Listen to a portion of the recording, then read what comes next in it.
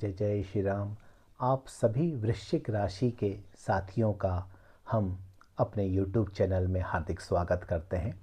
वर्ष 2025 आप सभी के लिए मंगलमय सिद्ध हो, ऐसी कामना के साथ हम वर्ष 2025 के राशिफल का वर्णन आपसे करते हैं।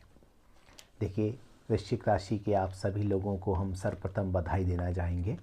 वह इस चीज़ के लिए कि गत 2.5 वर्षों से शनि की ढैया का प्रभाव जो आपके ऊपर बना हुआ था और इस वजह से आप अपना 100% देते हुए भी आपको रिजल्ट में 60% 70% की प्राप्ति हो रही थी, तो अब ऐसी स्थितियां आपकी नहीं रहेंगी। आपके जितना भी आप मेहनत करेंगे उसको आपको उस अनुपात में फल प्राप्त होने जा रहा है। शनि की ढैया का प्रभाव पूर्ण रूप से समाप्त होने जा रहा है। शनि की ढैया 27 मार्च 2025 को आपके ऊपर से समाप्त हो जाएगी।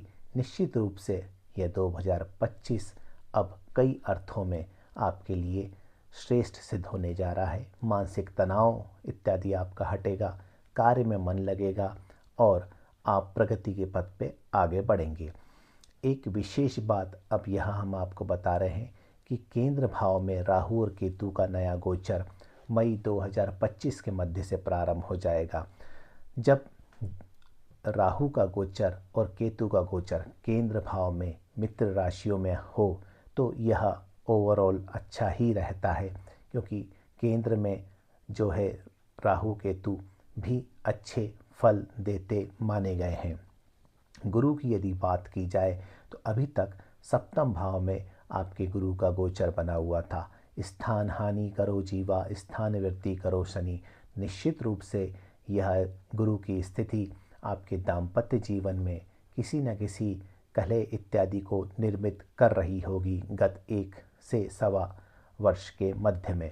अब अष्टम भाव में गुरु का गोचर प्रारंभ होगा मई के मध्य से, तो इससे आपका यह ग्रह गोचरीय व्यवस्था आपके लिए आपके स्वयं के घर का एवं वाहन के मार्ग प्रशस्त करने जा रही है। यदि आप गत कई वर्षों से इनको लेने के लिए प्रयासरत थे तो अब वह समय 2025 में आ रहा है जिसमें आप अपना ड्रीम हाउस ले सकते हैं या ड्रीम कार ले सकते हैं।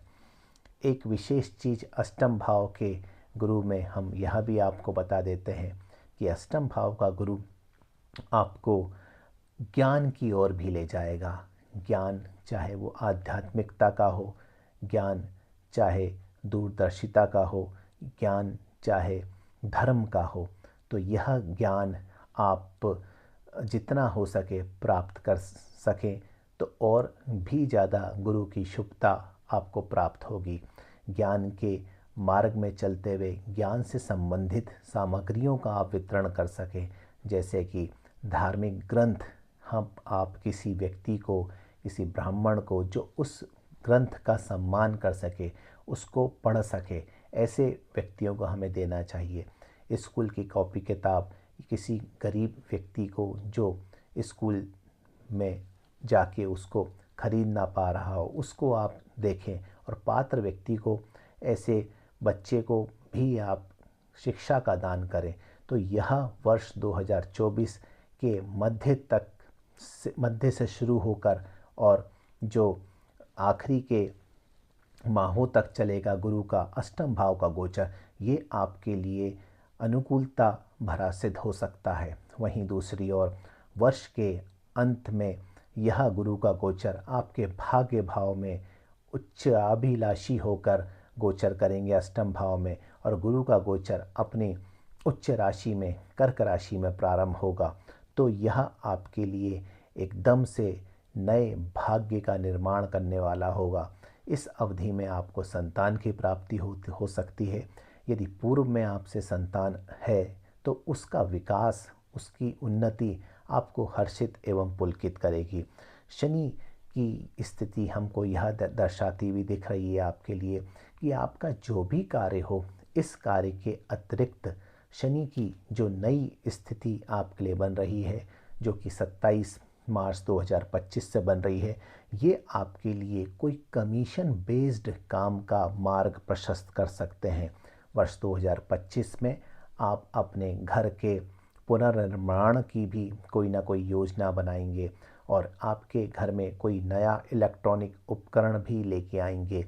यह दो प्रकार से हो सकता है, जो हमने आपको बताया, पुनर्निर्माण और इलेक्ट्रिक्स का। या तो कोई ऐसे उपकरण में खराबी आ सकती है इसलिए आप लेंगे, या फिर आप नया परचेस करेंगे। यही चीज़ घर के रख रखाव में कोई, जैसे घर में कोई होती ना दरारें इत्यादि पड़ गई हों, तो दरारें ठीक करने के लिए आप वाइट वॉश कराएंगे, उसको रिनोवेट कराएंगे। तो ऐसी स्थिति परिस्थितिवश भी हो सकती है रिनोवेशन का काम, या फिर आप अपनी स्वेच्छा से अभी ये काम कर सकते हैं।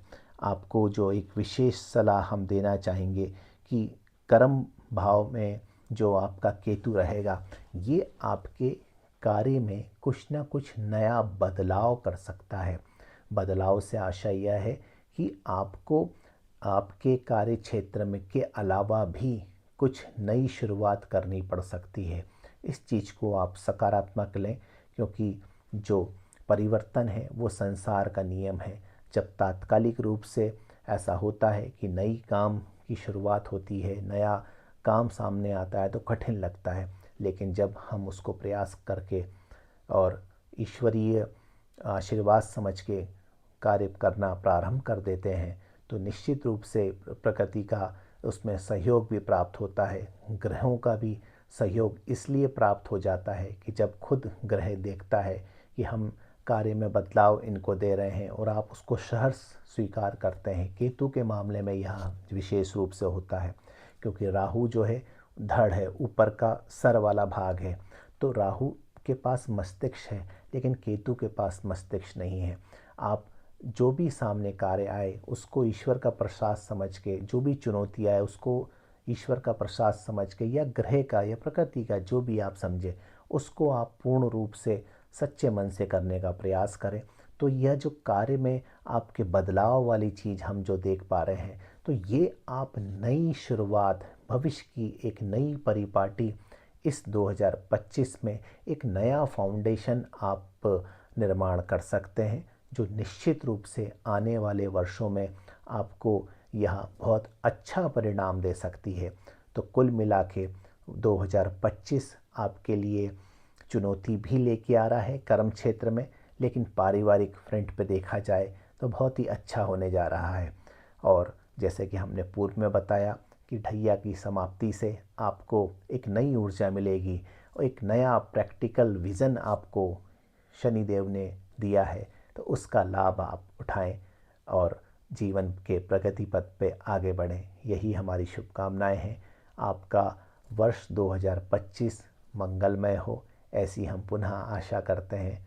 शुभकामनाएं।